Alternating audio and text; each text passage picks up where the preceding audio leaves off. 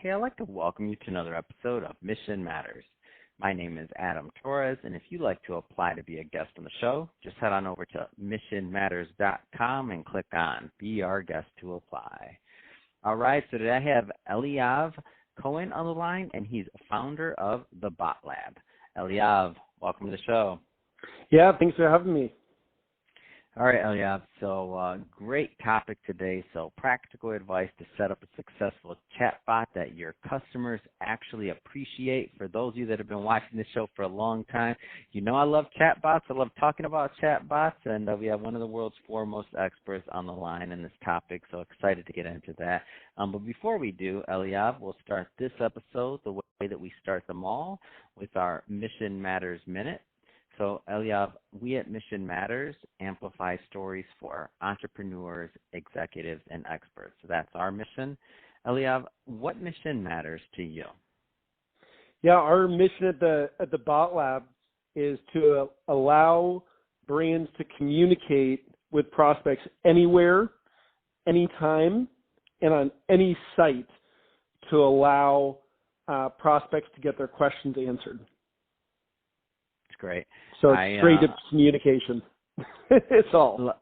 Love bringing experts on the line to share why they do what they do. And I know you love talking chatbots. So I guess just to get us kicked off, like, how did you start as an entrepreneur on this journey that led you to chatbots? Like, where did all this begin for you? So kind of a wild story. I was in, working with big startups, and I was like, screw it. I just want to fly hot air balloons. Are you kidding me? So no, you're not. Dead serious, I quit my job, and I'd always been to hot air balloons. I got my commercial license, and I started a hot air balloon company, right in Seattle, right in front of Mount Rainier. And I started my website, and back in the day, there was a company called Chatra. So we were using live chat, and people kept asking me the same damn questions. How high do you go? How many people are on a flight? Can I bring my baby? Can I have sex on the balloon? Normal questions. That people would ask. And I was like, there's got to be a way to automate this. And I ended up looking up, automate chat, found Drift. That was, the top kind of chatbot provider in the day. It still is kind of the leader in the space. And I became literally the super user over the next year, and then started building for all these giant mid-market and enterprise companies in the off season. I still run the balloon company, and we've had over 19,000 chats of people asking about hot air balloons, and we got rid of 91% of all of the phone calls we were getting. So we automated that entire business using chatbots, and now we just kind of, as giant organizations are like, hey, how do we book more meetings? How do we chat? Get more conversations? How do we hit our MQLs and all of our, scores? That's where we end up working with folks. Wow, what a great story. So you were trying to figure out a way to solve a problem for yourself. You solved that problem, and then you chose to, take that learned knowledge and then to become a benefit for others. I find many entrepreneurial journeys are similar to this. Not the hot air balloon part, by the way, though. I was like, that's the first for me. Although, you know what? It is actually, because Richard Branson was a hot air balloon pilot, right? Oh, for sure. Mm-hmm. And I actually had the opportunity to go to Richard's Island for a week back in December, and we chatted all about hot air balloons in business. So, and it was That's the same awesome. thing as if you use a balloon, it's a rare thing, and that's how he signed Janet Jackson, right? So he used it for business all the time. It's just a weird, rare thing. Wow. I'm in. So a Necker Island visit does not hurt. So I'm in. So now you have this chatbot, right? And you're solving this problem. Obviously hot air balloon is growing. Like where was that kind of like point to where you're like, okay, you know what, we need to start doing this for other people? Like when did that happen? So it was actually in the off season there. Drift basically came to me and they were like, hey, like you built this chatbot that actually answers real questions, right? Like you're using intent. You've designed this in a really unique way, and nobody is doing this, right? And this is before like AIs had even come out. And even though there's like, great chatbot AIs that can, use basically data sets to answer questions, and there's really only 100 questions, right? Anyone's really going to ask you about your product, the common ones. It's like the 80-20 rule, right? But the real end of things being is how do you get them to interact, right? Because you can't have a chatbot be annoying, right? It's something that just like pops up on every page. So the idea is, what is the strategy to, hey, how do we get people to interact with this, but also have it not be annoying And it all comes down to just straight up accessibility. So to give you an example, the biggest thing, the low-hanging fruit that exists, of like any company, anywhere that has a chatbot, is they have a form on their site. And that form basically collects name, phone number, email, a variety of other random questions they ask, and then it goes to a salesperson, goes through some Salesforce routing thing, who knows, and they score it, and eventually some salesperson reaches out, right? That whole process is just time. And if you have a chatbot instead, that when you click the book a demo button, it just fires a chatbot, that automatically drops a calendar, and they pick a time and you're done. Or it goes to live chat. In that moment, I can jump on a Zoom meeting. So that's what I say is like, it comes down to a lot of accessibility. And then there's like, hey, can your chatbot answer real questions after hours? And so I want to pause for a moment here, and I want to learn a little bit more about the Bot Lab, because after we talk about that, a lot of business owners, a lot of executives that listen to this, and they want tips, they want ideas for their business. So I want to get into what business owners, maybe some opportunity, some more opportunity that's on the table for them, or also what you've seen wrong in this space. But before we do that, let's get into the Bot Lab. So tell us more about the company, please. Yeah, so the Bot Lab, we started as a consulting firm, basically just helping, mid-market enterprise, public companies build out their chatbots so they could accelerate revenue, right? With their goal of like, hey, can we increase the number of conversations on our site by like 500%, right? If you do that, you basically win, no matter what your goals are, right? Mm-hmm. So you can get 500% more conversations. And then out of that, it was interesting. We were having conversations with John Deere. And John Deere, they were talking about their leads on their site to their chatbot. And I said, well, where do they go? If some dude's in Nebraska and you've got a tractor guy in Nebraska that sells tractors, how do you connect them on the national site? And he goes, we just sent him an email. I go, would you allow the dude in Nebraska to talk to the other dude in Nebraska on the national site? And he goes, I guess. He goes, oh my God, like we have a real product here. So what we did is we said, well, why don't we allow, if someone has a chatbot on their site, why don't we allow them to chat wherever they're being talked about? Like if it was on the New York Times. So if you're on the New York Times and there's an article about the brand, why wouldn't you allow that salesperson in that area to answer questions of a prospect that's reading it and has a question about that product? So we basically built out a platform called Helium that, homage to my ballooning days, right? Like expansion, helium. Oh, I knew where that one came right, from. I was right. like, You got for it. Sure. Oh yeah. Right, Yeah. Adam? So anyway, so from there now we allow. It doesn't matter if it's on like a blog, right? Someone could have an affiliate blog or an article or a review site. On all of those sites, it should allow the brand to connect directly with the prospect if they have a question or book a meeting. And so that's kind of what we're doing now. Is we both still do the consulting, because people have to have a good chatbot for that to work, right? It has to work on their own site for it to work on a third-party site. But it basically allows, instead of your salespeople talking on just your own company page, well, now you can talk on hundreds of pieces of contextual content, which is really cool. So it's just taking that chatbot to the next level of where chatbots are going, which is, yeah, you can use it on your own site. Why shouldn't you be able to use it anywhere your company's talked about?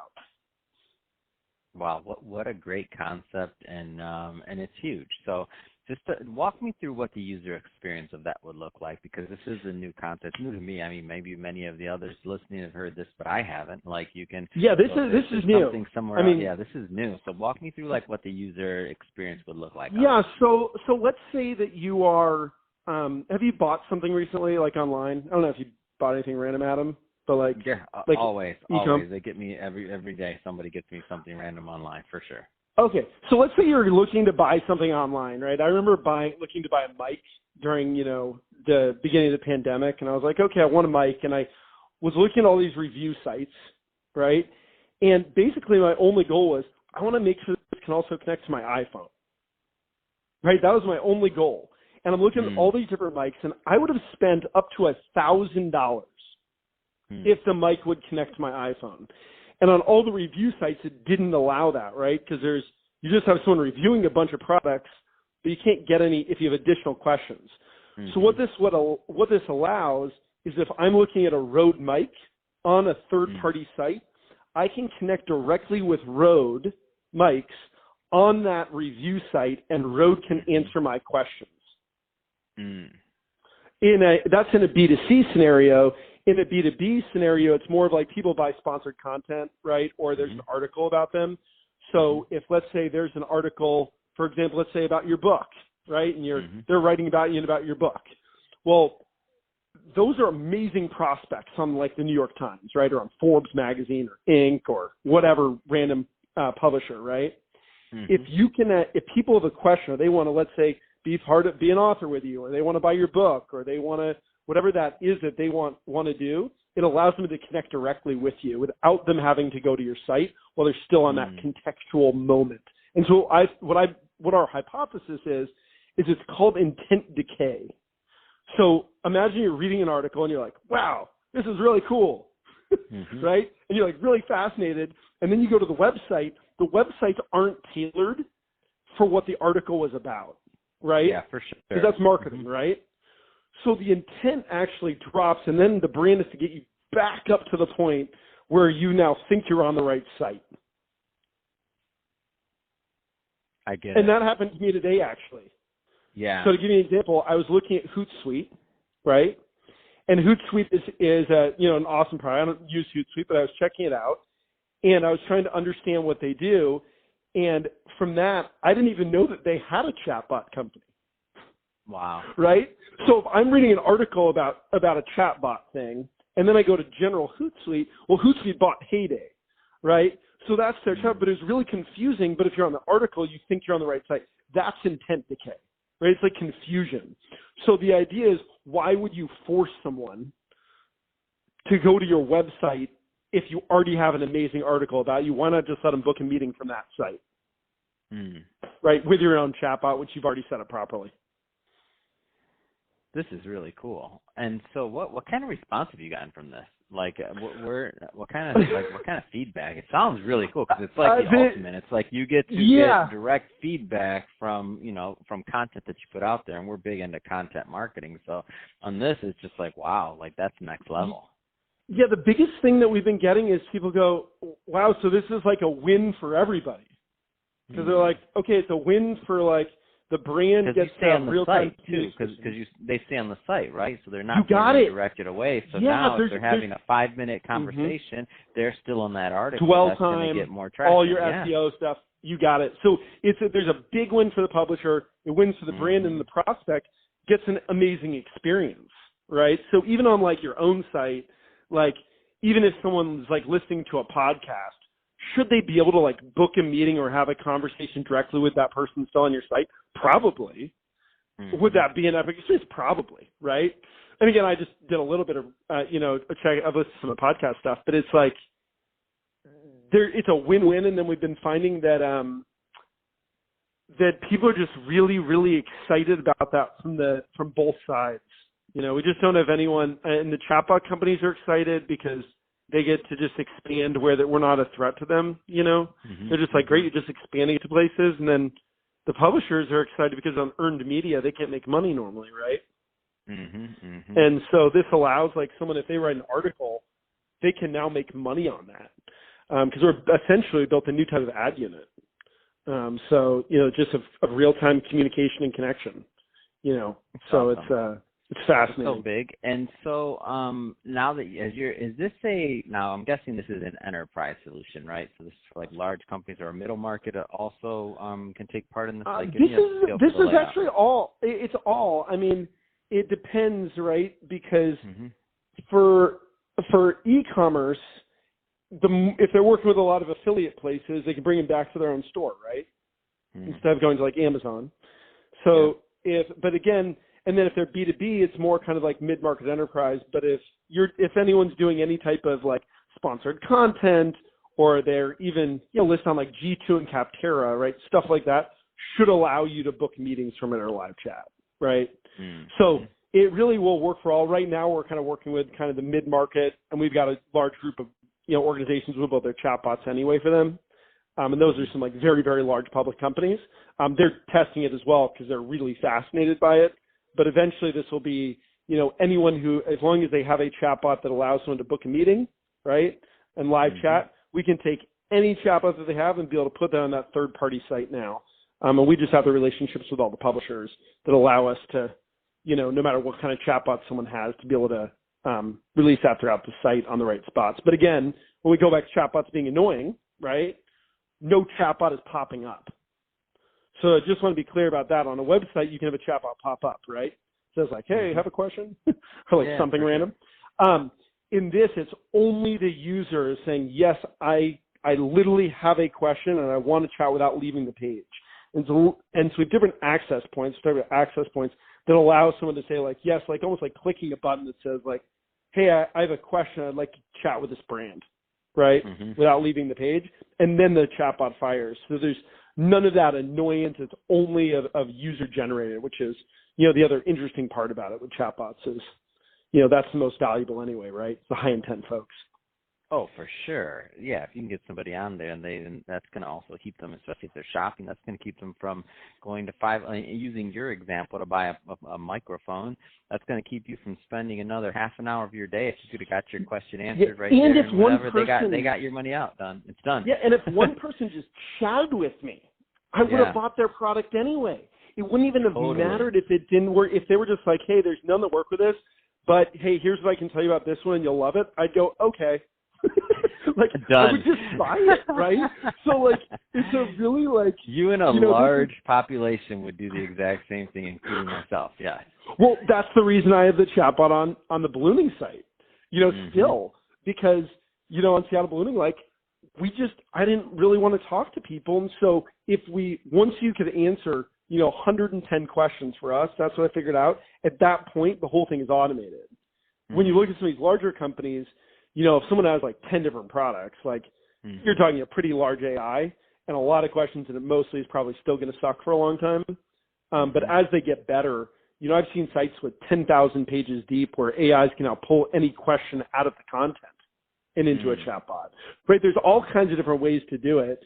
And that's why we don't care what chatbot or what AI they're using. We're like, great, if you're an NBA team and, you want to talk on ESPN, great.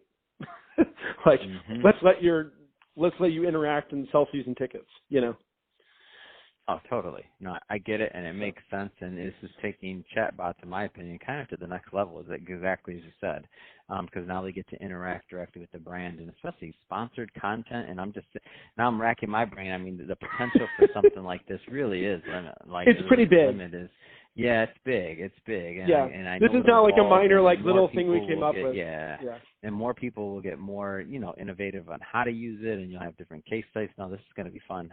This is going to be fun to see it, and I can't wait till one day I'm browsing on an article and I see the little button there as you described it, and I'm like, oh, Eliav and his team are up to something here. Let's see what's going on. Well, you'll see some very large. Then I'm going to be mad at you, because then I'm going to be like, oh, they just got my money. I was probably not going to make that purchase today, but there you go. I'm like, oh, thank you for making it easier for me to spend money, Eliav. I appreciate that.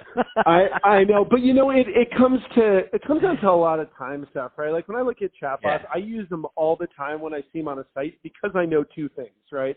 I know A, it may answer my question, right? If it's after hours. If it doesn't, I can probably get a hold of a live person who can answer my question at that moment, and I can then disqualify myself from their product or not, right? Yeah. If it like integrates or whatever. And then the third is I can literally book a meeting. Like if I'm qualified to buy their product, I can book a meeting without talking to anyone, no emails back and forth. It's the amount of time it saves me. So like I just go directly to chatbots now because I know that I can get to the right person quickly and get my question answered no matter what it is. It's just you're always going to have to find wherever it is that they're hiding it on their site. Or, and I think eventually we're just going to find that that's becoming more forefront, right? They're just building out more automation and then more live people to answer real questions depending on the challenges of their business. Great.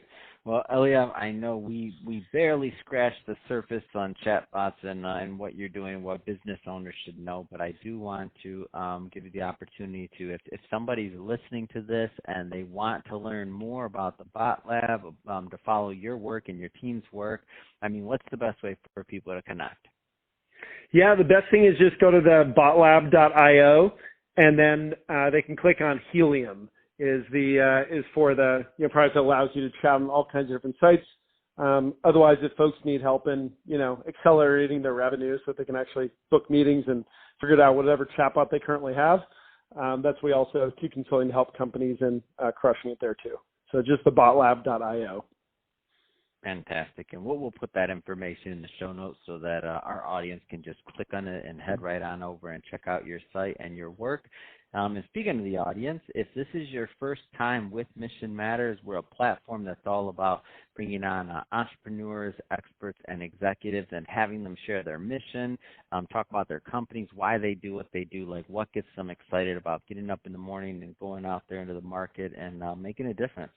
If that type of content sounds interesting or exciting or engaging to you, we definitely welcome you to hit that subscribe button because we have many more mission-based individuals coming up on the line, and we don't want you to miss a thing. And Eliav, great meeting you today and learning more about the Bot Lab and your hot air balloon business. I mean, all kinds of good stuff. Thanks again for coming on the show. Well, next time we should just do the podcast from the balloon from 3,000 feet, and you can do, flying while podcasting. Oh, man, the podcasting from bird's eye view. Oh, man, all good. Thanks again for coming on. Thanks so much. All right, so we'll cut the audio there. Great episode, man. Awesome. Obviously, awesome. You know what you're doing. High energy, great interview overall. Next steps, and don't mean to cut it short, but the next one we schedule these back to back. But next steps, my team will edit this, do all the good stuff they do to make it nice and professional and sound good.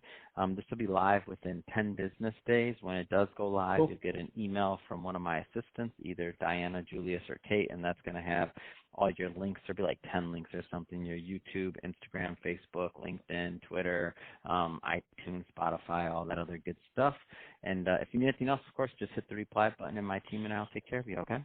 Sounds good. If there's any other time you want me to come and talk about anything else around that or go in depth around more detail around stuff, happy to work with you through all kinds of different chatbot weird stuff. There's all kinds of fascinating stuff around there. So awesome, man. I really appreciate it, and enjoy the rest of your week. Take care. You got it. Cheers. You too. Bye-bye.